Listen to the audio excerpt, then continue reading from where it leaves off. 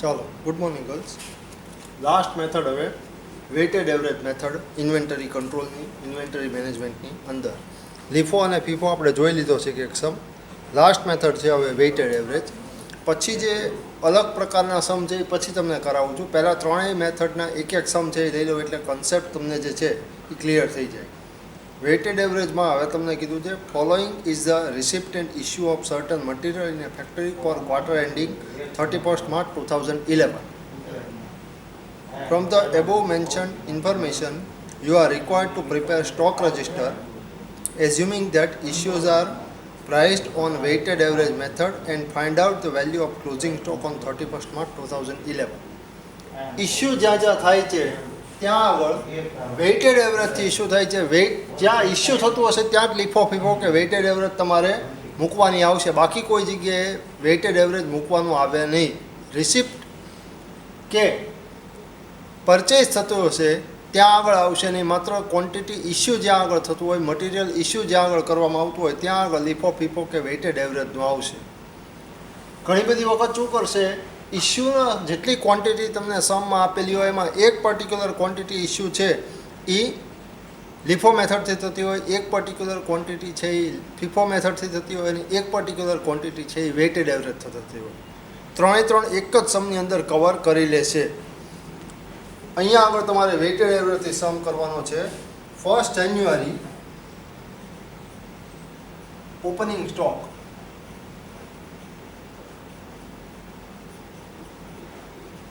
Opening સ્ટોકમાં quantity તમને આપેલી છે 200 kg, પ્રાઇસ છે ₹2. એટલે બેલેન્સની અંદર તમારે 200ની ક્વોન્ટિટી, ₹2 પ્રાઇસ અને 400 એની એમાઉન્ટ. પછી 4th January ઇસ્યુ કરે છે. હવે એક જ ક્વોન્ટિટી છે એટલે વેઇટેડ એવરેજ હોય, લીફો હોય કે ફીફો હોય કોઈ ફેર પડશે નહીં. આમાંથી તમારે 100 જે છે એ ઇસ્યુ કરવાના આવશે. એટલે 100નું બેલેન્સ તમારી પાસે છે એ રહેશે. પછી થર્ડ ટ્રાન્ઝેક્શન 1st February. હવે તમારો વેઇટેડ એવરેજનો સમ જે છે એ સાચો સ્ટાર્ટ થયો. Purchase 300 kg.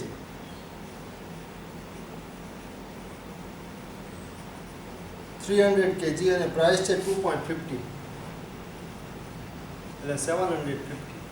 હવે તમારે ખાસ ધ્યાન રાખવાનું છે લીફો કે ફીફોમાં અહીંયા બે સ્ટોક તમારા ઉતરતા હતા. એક જે જૂનો 100 kgની ક્વોન્ટિટી હતી અને ₹2 પ્રાઇસ હતી એનો, અને નવો 300નો. વેઇટેડ એવરેજમાં બેલેન્સમાં ઓલવેઝ એક જ સ્ટોક અને એક જ પ્રાઇસ રહેશે. એટલે એક સ્ટોકને એક પ્રાઇસ કાઉન્ટ કરવા માટે તમારે આ ફોર્મ્યુલા છે એ એપ્લાય કરવી પડે. P1Q1 plus P2Q2 upon Q1 plus Q2.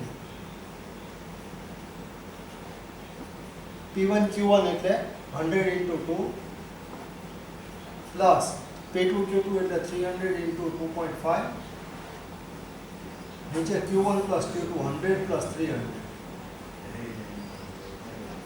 એટલે 200 પ્લસ 750 અપોન 400 એટલે 950 upon 400.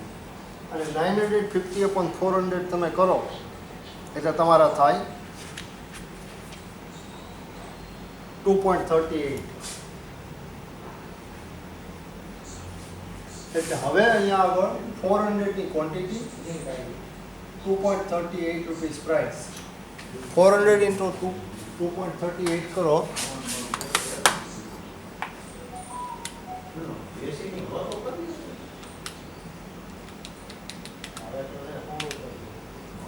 that is 952.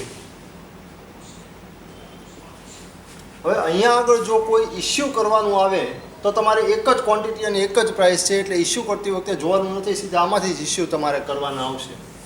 1st February પછીનું transaction 6th February issue 200 kg.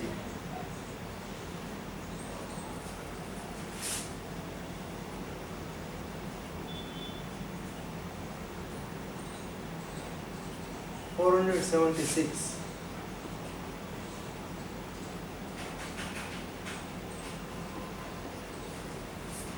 ત્યાર પછી 6 ફેબ્રુઆરી પછીનો ટ્રાન્ઝેક્શન 28 ફેબ્રુઆરી અગેન ઇસ્યુ કરે છે 100ની ક્વોન્ટિટી.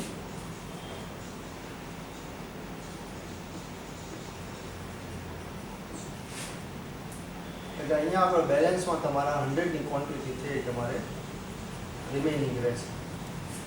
ત્યાર પછી 4th માર્ચે અગેન પરચેસ કરે છે 200 kg અને 200 kgની પ્રાઇસ છે 3 રૂપીસ. હવે અહીંયા આગળ પાછું પરચેસ કર્યું અને એક ક્વોન્ટિટી તમારી પાસે હતી એટલે પાછું આ P1Q1 પ્લસ P2Q2 વાળી ફોર્મ્યુલા છે એ તમારે એપ્લાય કરવાની રહે. બટ ત્યાં પ્રાઇસ અને ક્વોન્ટિટી છે એ ચેન્જ થઈ જાય. P1Q1 એટલે 100 into 2.38 plus 200 into 3 divided by 100 plus 200. એટલે 238 plus 600 divided by 300. 838 divided by 300. અને 838 divided by 300 જે છે એની તમારે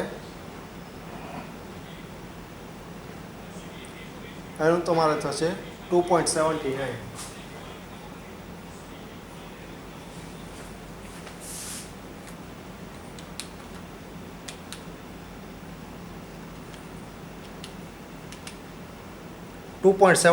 તમારી પ્રાઇસ આવે.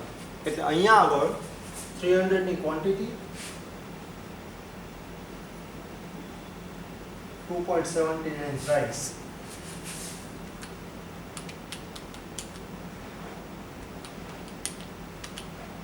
એટલે ઈ તમારા થાય 837. બરાબર. 837 મૂકશો કે 838 મૂકશો બહુ ડિફરન્સ લાસ્ટમાં આવશે નહીં. એકાદ રૂપિયાનો ડિફરન્સ વેઇટેડ એવરેજમાં ઓલવેઝ છે એ તમારે રહેશે. બિકોઝ પોઈન્ટમાં જ્યારે તમે કેલ્ક્યુલેટ કરતા હો ત્યારે પોઈન્ટની અંદર ડિફરન્સ ઊભો થતો હોય એટલે. અને લાસ્ટ ટ્રાન્ઝેક્શન છે 16th માર્ચ.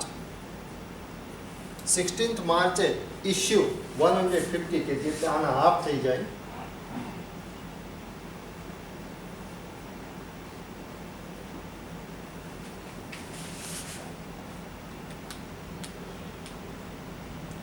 એટલે 418.5.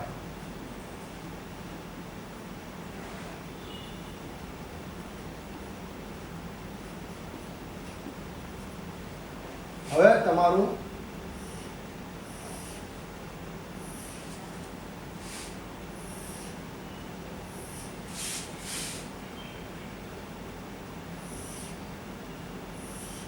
સ્ટોક જે છે એ તમારે ઉતારવાનો આવશે એટલે 150, 2.79 અને 418.5. હવે એનો તમારે ક્રોસ વેરિફિકેશન કરવા માટે શું કરવાનું? આનો ટોટલ 500, 700 અને આનો તમારે ટોટલ થાય 1750. આનું તમારે થાય 550 અને આનું તમારે થશે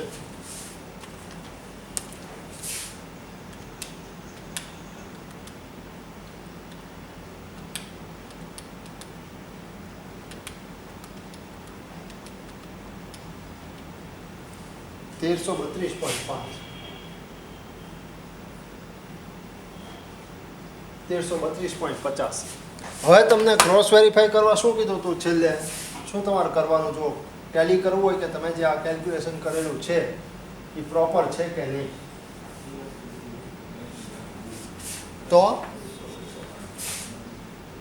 700 minus 550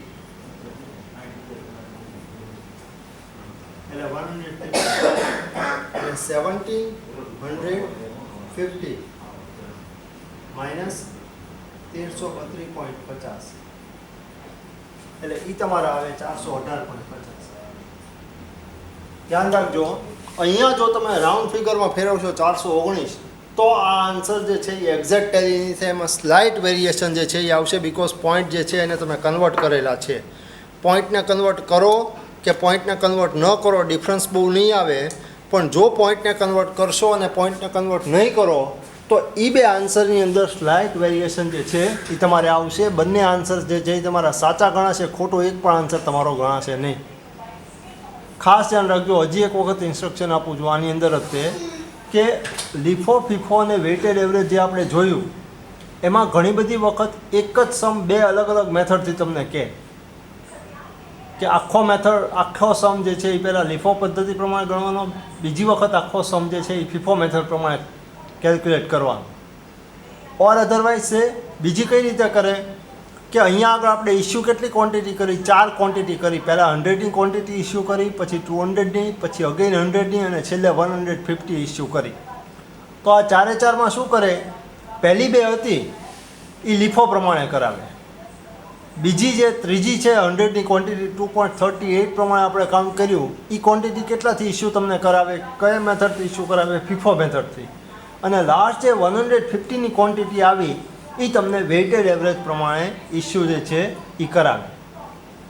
તો મેથડની અંદર ખાસ ફોકસ એ કરજો કે કયો ઇસ્યુ ક્વોન્ટિટી છે એ કઈ મેથડથી ગણવાની છે એ પ્રમાણે ત્યાં આગળ ઇસ્યુ કરવાનું આવશે.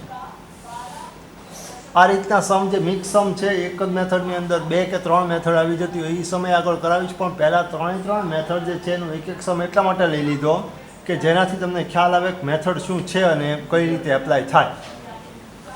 હવે આમાં જ તે સપોઝ આ જ મેથડની અંદર આ જ સમ આમનામ રાખું અને હું તમને એમ કહું કે 100ની ક્વોન્ટિટી જે આપણે 4th માર્ચે ઇસ્યુ કરી એ ફીફો મેથડ પ્રમાણે કરો, તો એની અંદર એક જ સ્ટોક હતો એટલે એક જ ક્વોન્ટિટી તમારી પાસે આવી. બટ જો હું છેલ્લે 16 જે આપણે જે 150 kg યુઝ કર્યું એ જો હું ફીફો મેથડ પ્રમાણે તમને કહું તો અગાઉ જે સ્ટોક તમે એક સ્ટોક ઉતારેલો હતો એની જગ્યાએ 2 અલગ અલગ સ્ટોક જે આવતા હોય એ તમારે ઉતારવા પડે. એટલે ત્યાં આગળ શું થાય કે 100 અને 200 સ્ટોક જે છે એ અલગ અલગ તમારે ઉતારવો પડે. એટલે ક્યાં કઈ રીતે સ્ટોક ઉતારવાનો અને કેટલી ક્વોન્ટિટી કઈ મેથડ પ્રમાણે ઇસ્યુ કરવાની એ તમારે ખાસ આની અંદર છે એ વેરીફાઈ કરીને સમ કરવાનો રહેશે. એક મેથડ હશે કે 3 મેથડ એક જ સમની અંદર હશે, છેલ્લે તમને જે ક્રોસ વેરીફાઈ કરતાં શીખવાડેલું છે એ એઝ ઇટ ઇઝ રહેશે.